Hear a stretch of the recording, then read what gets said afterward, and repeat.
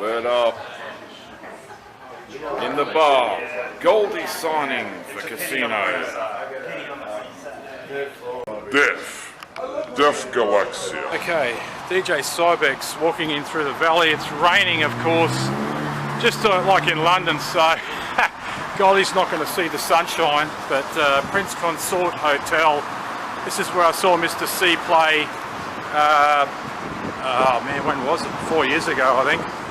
So anyway, let's go and check it out, see what happens. Hope I get some records signed by Goldie, maybe.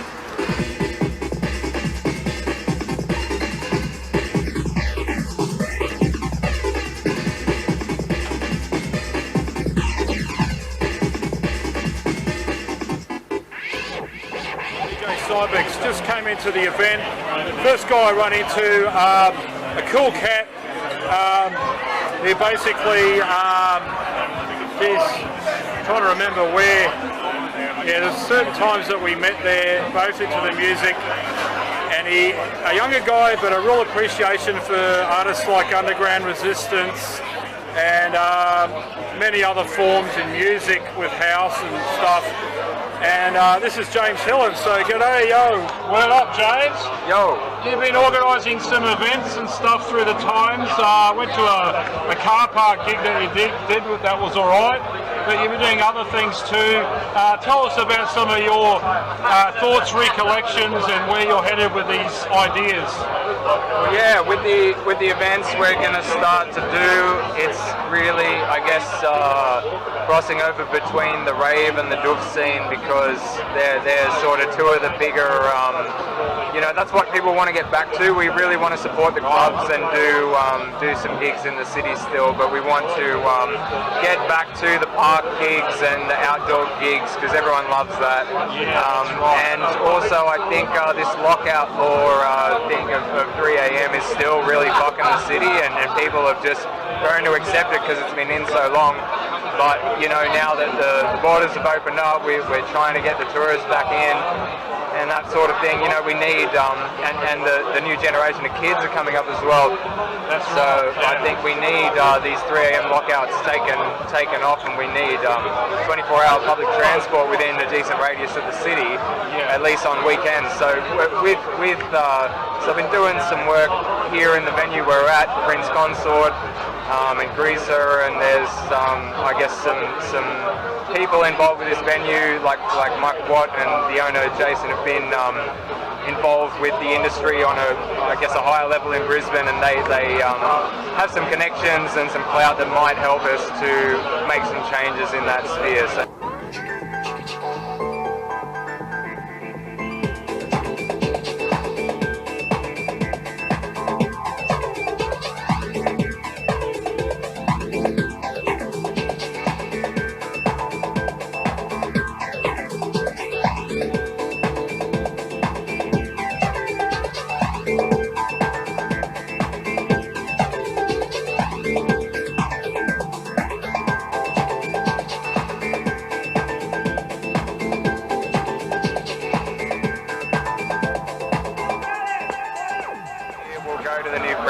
hopefully, and try and make some changes, but in the meantime I'm just trying to. That's right, that's great. I mean, I'll just say that back in the day, you know, it was a lot looser. You could just get away with warehouse raids and do things, have posters all the way down to the Gold Coast for events like Technomania, Adrenaline, a lot of things. The grip is a bit more tight now, but there's still some cats like Mark Watt and that have been doing this thing for a while, and you know, there are events popping up here and there that, you know, we want to see the next generation enjoy the music of early music and some of the new music coming out today, which we're all still collecting. And James, so tell me some of the earlier record labels that you really enjoyed in collecting vinyl. Personally as an artist, I guess I started on house, and you know, went through Nervous, Strictly Rhythm, you know, all that sort of, you know, all the New York, New Jersey, Chicago house. But then I gravitated more towards Italian house. I found it was just, you know, on another level and better produced, and sort of, yeah, that led me into Balearic music as well, which is a focus that I've got at the minute. But in terms of collecting records, yeah, if you look at my collection, it's mainly, I'd say majority house, and majority of that would be 90s house, and then you've got a lot of hard energy and high energy and hard trance and all that sort of stuff. And techno, a lot of techno. So that's right. Well, the Italian techno was amazing. In my time, yeah, we had so many artists coming out. Infamia Power Tracks, that's one of my favourites. So check out Infamia Power Tracks. But there, yeah, Italian labels. There were many of them. Flying Records obviously was a major distributor for a lot of record things.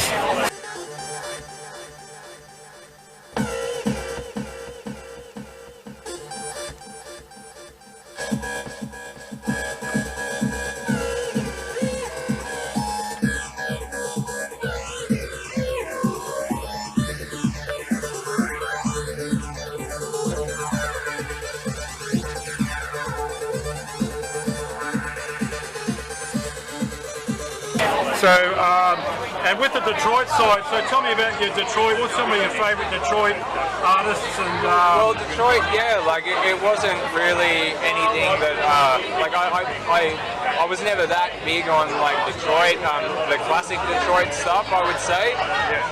Like Underground Resistance, Jeff Mills, you know, great tracks among them. But I wouldn't say that I was ever like fully on the Detroit tip.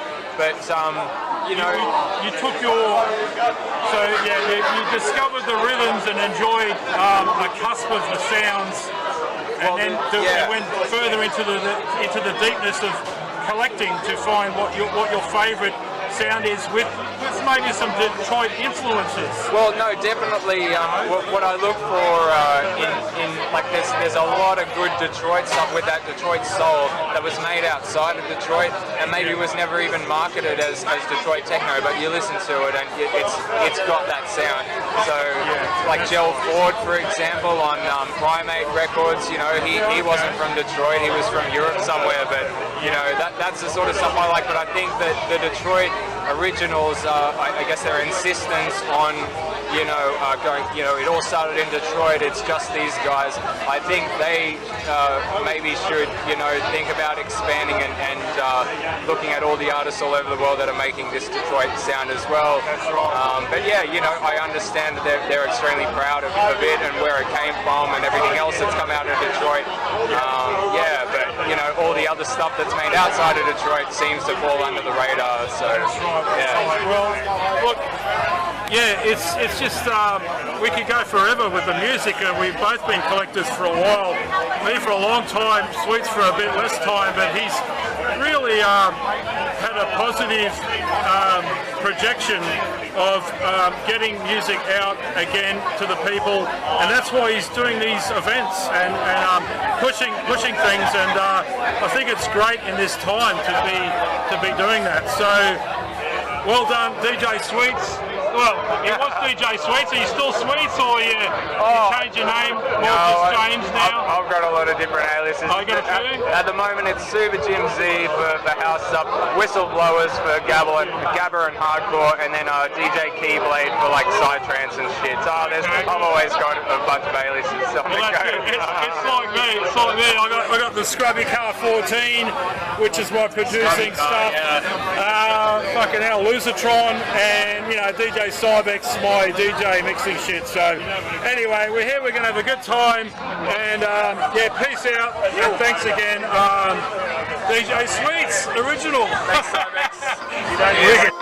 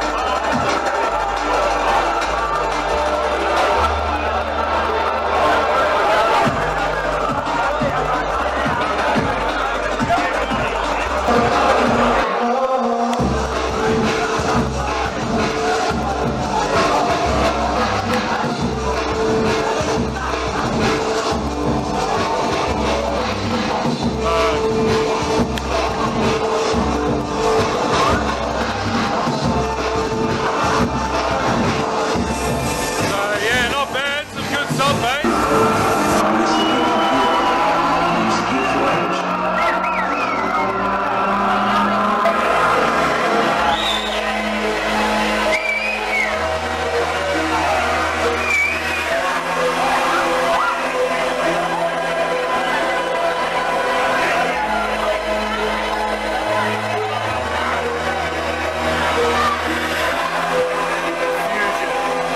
Man of the hour, Goldie.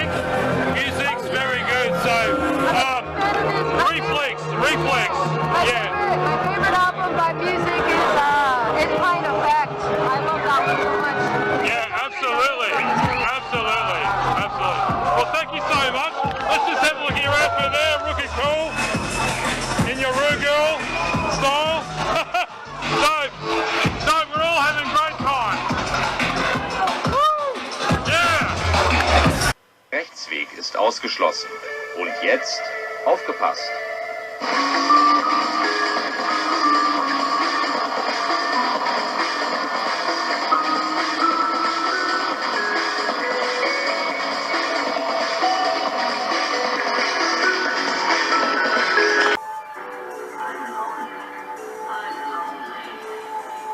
Wow.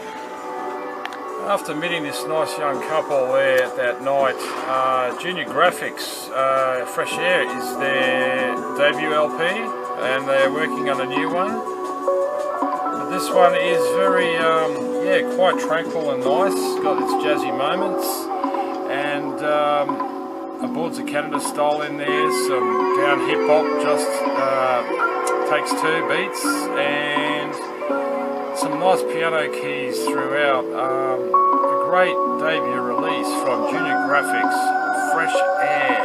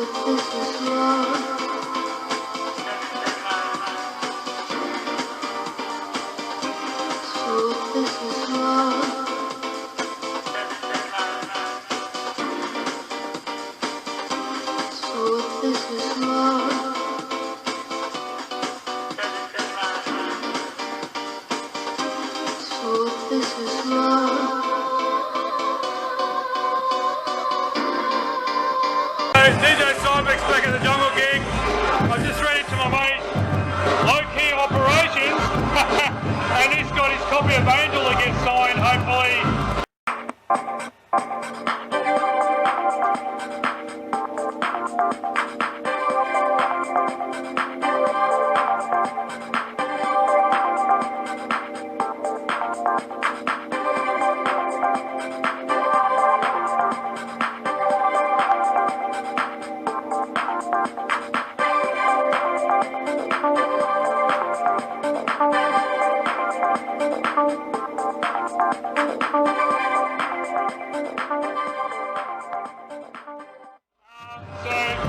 An early Metalhead release, so yeah, fantastic. So tell us, Low Key Operations, how was it back then in the early 90s with all of the rave scene and everything? It was awesome. Yeah. Tell them. I'm going to be looking forward to hearing this tonight. We are looking forward to it, but we'll do a special interview with him when we get the right moment. But he did various keyboard stuff with his girlfriend, doing spoken word, and he was a lover of Aphex Twin and Plastic Man and lots of different artists in the electronic world.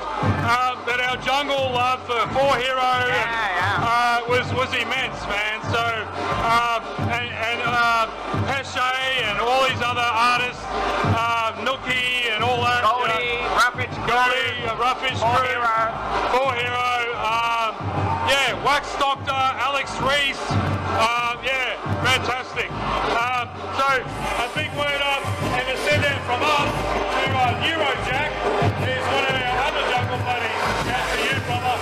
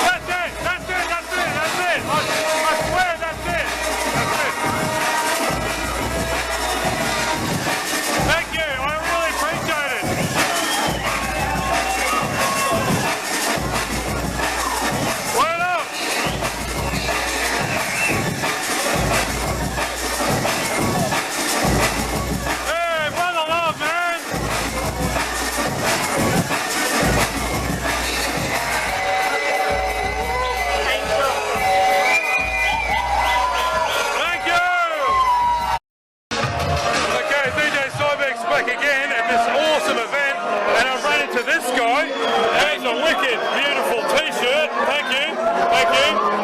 He saw Kraftwerk on the Monday night, which is $200. Anyway, we were just talking about how amazing the band is and their legacy and everything. Tell them about how was the actual concert. Tell them. Mate, they were awesome. Kept it real, original videos, and they were so enigmatic. It was fantastic. Wow. And I was just telling him about Wolfgang Fleur and Carl Bartok. Why in the hell they're not still in the band? That's the mystery and all of these waves in that band.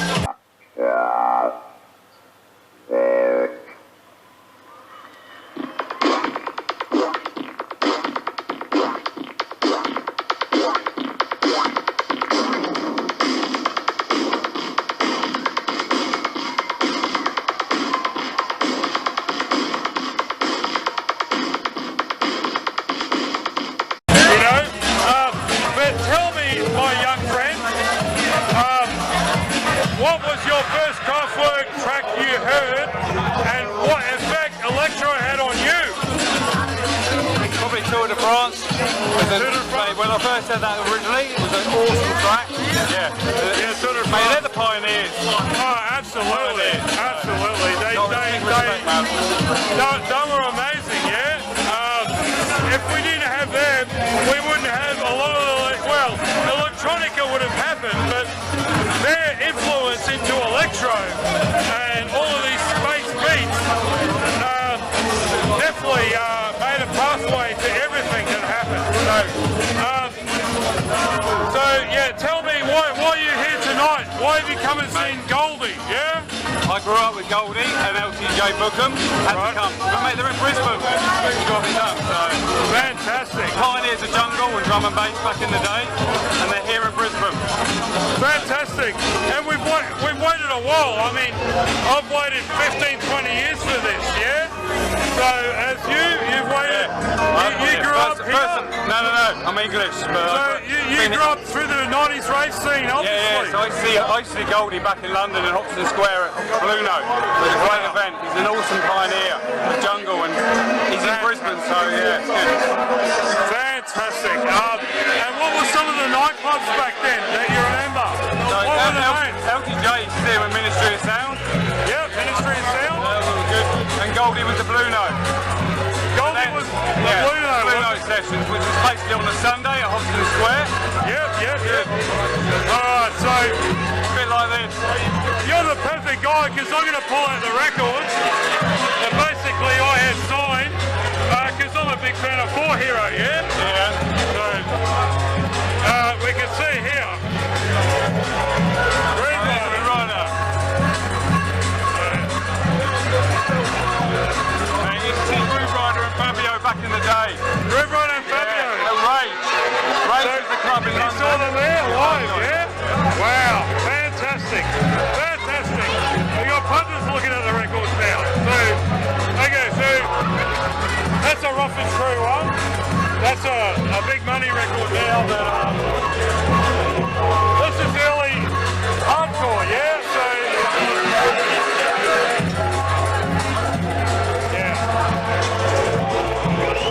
The jungle's down. So, did you check out? You've got the record. He's got the record. He's got the record, man. Yeah, with you.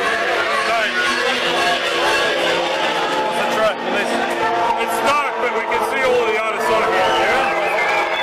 There's a particular tune. Lucky Spin Records is the place I went to in '95. So I went to a couple of places in Soho along that lane to get vinyl, yeah? Black market. And you did too? You were digging it up, yeah? Way to go.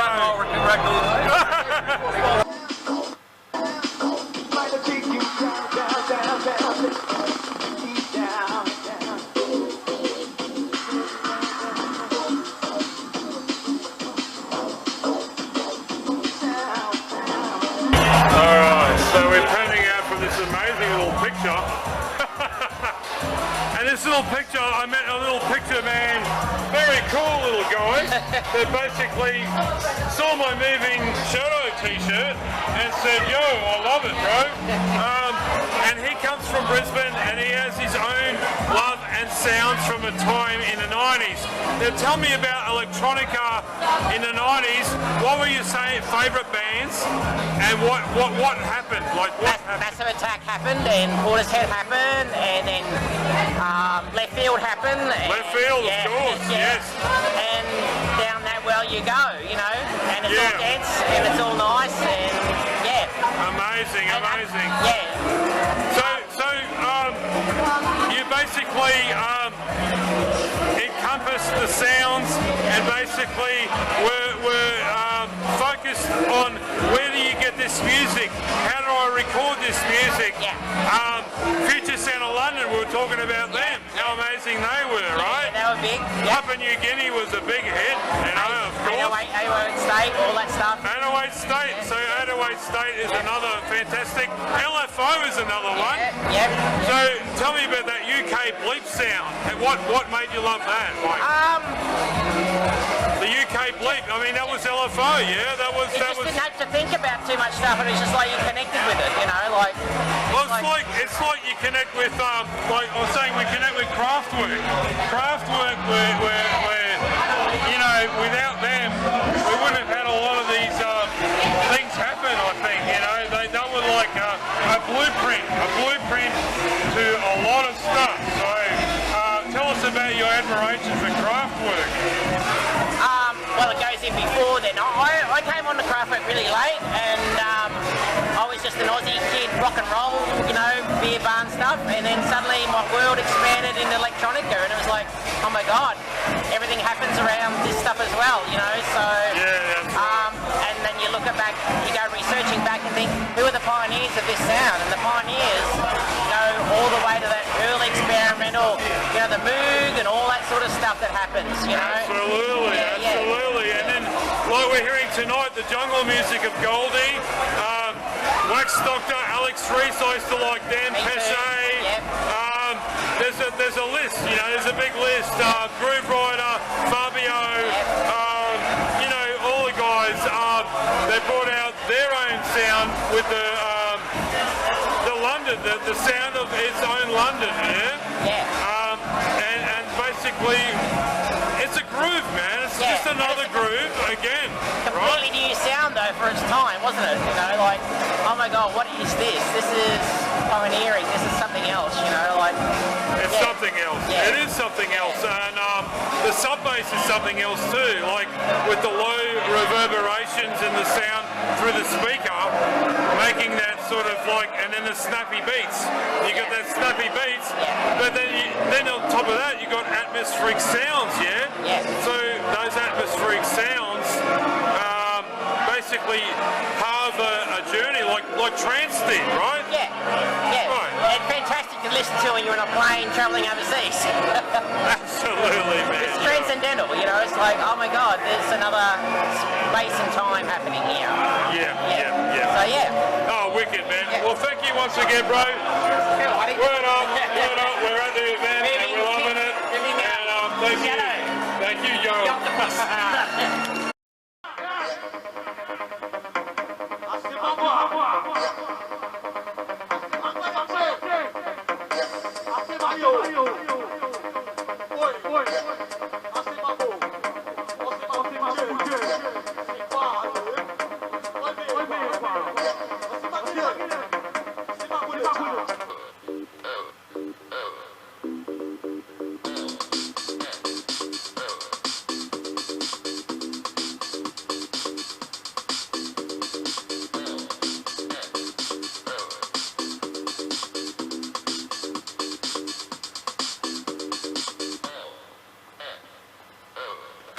We got your book in this bag here. Oh God. Yeah, that's it. Casino and a man, Goldie, Roughage Crew, the ultimate, everything. Hey, Karen, you got a photo? So, someone needs to get a photo because I can only do film, yo. So, oh, okay. Sure, yeah. Yeah, word up. Thanks, man. Thank you, man. And, God bless. Goldie, what's your Okay. name? Okay, ready? Yeah, we're good. Thank you, man. Yeah, fly on, mate. Just kick it. Yeah. I want to paint. You know, if I want to create something like this, it's you know, any place will do as far as I'm concerned. For shows and various other things, you know, you paint on canvas and various other things to give the public a kind of eye view of what it's all about. But it doesn't really, you know, where I've been brought up is where I think I have the right to put my mark, so to speak.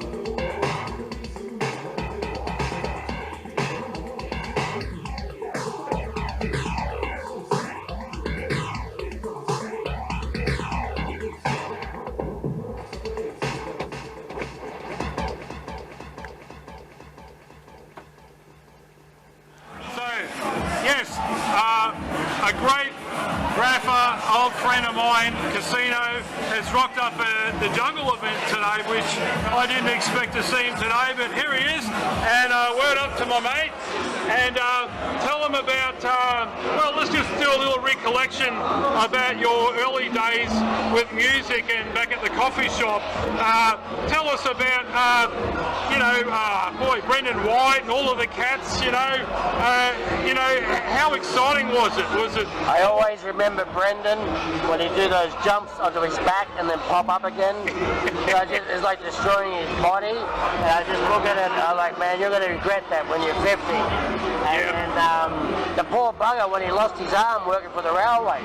That's right. That was terrible, man. He was like an incredible breaker for a long time. He was. He tried to get in the army, but he wanted to kill so bad they didn't want to let him in the army.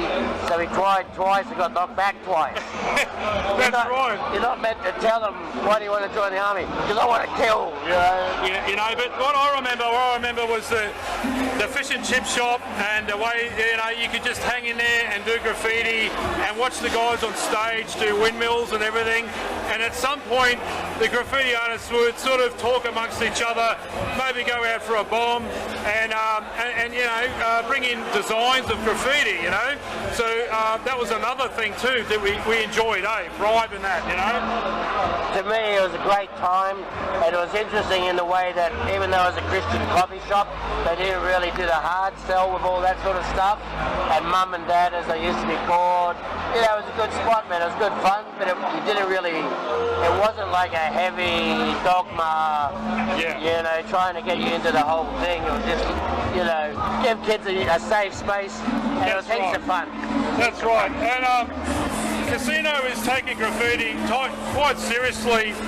and gone around the world and painted with various artists around the world.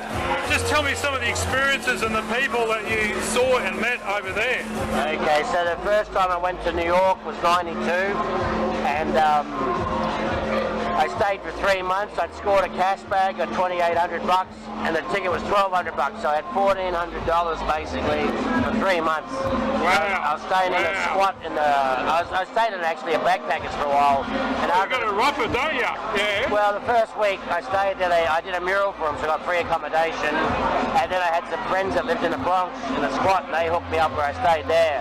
Yeah. But I painted, and I met like a lot of cool people, man. And I've been very lucky because in those early days, no one had been from Australia, so all the Americans were kind of spitting out, you know what I mean? Yeah. And what I find is the guys that are on the positive tip like to network, like to extend their connections. So you'd say from Australia, they'd start talking to you. So, painted trains with Scene, with Wayne, with Wan, and Did you meet, because when I met Lumet came here to Brisbane, and I met Shane from Perth, and I was doing my own zine at the time, and then also Kasino was doing his magazine with the Hype magazine, all that stuff. But there was various characters coming over here checking us out, but he was, Kasino was checking out the New York artists and a lot of the European artists, because they were just going buck wild on the trains, yeah? Right? Yeah, so for me what it was, I went to the States first of all, and then the next year I went back to the States and then Europe. So I was in Europe in '93, and like I stayed with Lumet in '97, stayed at his house. Yeah, wow. And he's one of those dudes, same thing, man, where they're a positive dude, networking. So I met him in Brisbane, he painted a few trains in Brisbane. Yeah. And then I met him in LA, and I actually bought a car off him. I bought a green station wagon, $300. Gran Torino, like the movie. Looked like an Australian Kingswood. Oh, the old Kingswood. Ted Bullpit. Mate, it was a good car. Yeah. Anyway, he'd driven all over the States, and he was flying back to Germany, so I bought it off him for $300. I drove from LA to New York to Chicago, and I had that car for 3 months. Yeah. And when I was staying in New York, every single day you got to change the side you parked on, because they got the garbage cleaning company, yeah? And I'd always forget. I ended up with like about 20 tickets, but I'd never done any paperwork for the car. Right. And then Lumet already had like 100 tickets for the car, and then we ended up selling it to a French photographer called Le Truc, who was in a graffiti crew called FTP. Yeah. And he had the car for like 3 days, and it blew up. And he thought it was like my fault, and I was like, man, no, it's not. It's a $300 car, man. You know what I mean? Well, look, that's just brilliant. I will just end in saying, look, in today's day, we wanted to basically get photographs of the history of certain Brisbane artists and Sydney artists, and this man here, Kasino, has put together 2 very fine books, and I brought something to give to Goldie tonight. And he's brought one to give to Goldie. So while the city sleeps, which is the Sydney book, which I have too, and it's fantastic. He's going to give it to Goldie, and we all want to see. Well, this is why we're talking about graffiti, because Goldie was a master artist in spray can art, and tell him, just lastly, tell him about Goldie and fuck. Yeah. From my point of view, Goldie's one of those guys that's good at everything they do, pretty much. And he does movies great, he does graffiti great. My mate Taryn here had a book about Goldie as a kid. Grew up in a housing estate, as everyone knows. He did a couple of years of graffiti, and he was incredible. Really advanced for the UK scene. And to be honest, the UK scene was a few years behind everyone else. That's right, that's right. And then he got into D&B, man. He was running things. That's right. Then he got into movies. He did like the Bond movie, and that was all really cool. And he's just one of those dudes. But what it is too is, I know from my friends in New York and TAT crew, and Goldie's in TAT crew, he gives a lot back as well. He supports his community, and he's great. He's great. But for me personally, the documentary Bombin' that came out when Brim with Bio went over to London with Bambata and everything. that was a real interesting thing because it was showing the, you know, the styles of the graffiti and the people meeting each other and, you know, exploding with the sound and the art, you know. So, yeah, fantastic. So, yeah, thanks again. I remember seeing that movie, man, about 86 at Sinister Escape's house. And for me, that idea of looking for the perfect beat, the idea of the universal Zulu nation, the fact that everybody was uniting, looking for a great rhythm, and that idea of just community, man. Like one, you know, it was great times, man. Great movie, great fun movie. Absolutely, absolutely. Well, thanks again, man. Alex, word up, thanks again. Cybex in the house, brother. We're always brothers. And peace out to our other brothers in the graffiti world and the music world, yo. And our furry. So this is that old building I was telling you about, the Vision Night, which is ear-bleeding sound, blasting hard wax, heavy acid. So at the turn of the 80s, going into the 90s, there's more things that were going on. You had Hinterland Hype, Technorama, Argon 2 in West End. But I remember a particular night, friends on computer graphics, Purple Oms, losing it up this way near that theatre.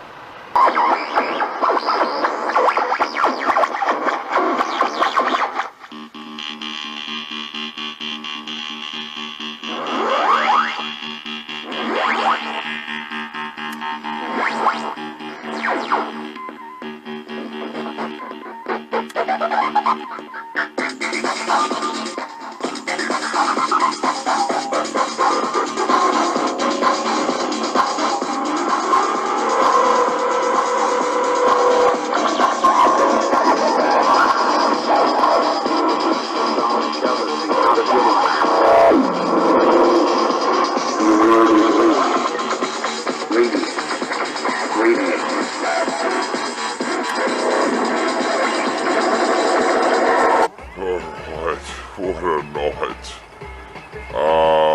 Yeah, man, I'm out on the wet road somewhere, but that was a hell of a night. So it was great to see LTJ Bukum and Goldie play. An interview with Kasino.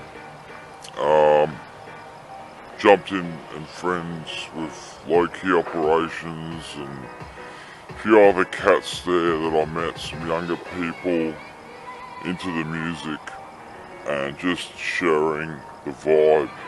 So yeah, enjoy what you saw. You can see that I'm Cybex signing out in the place to be.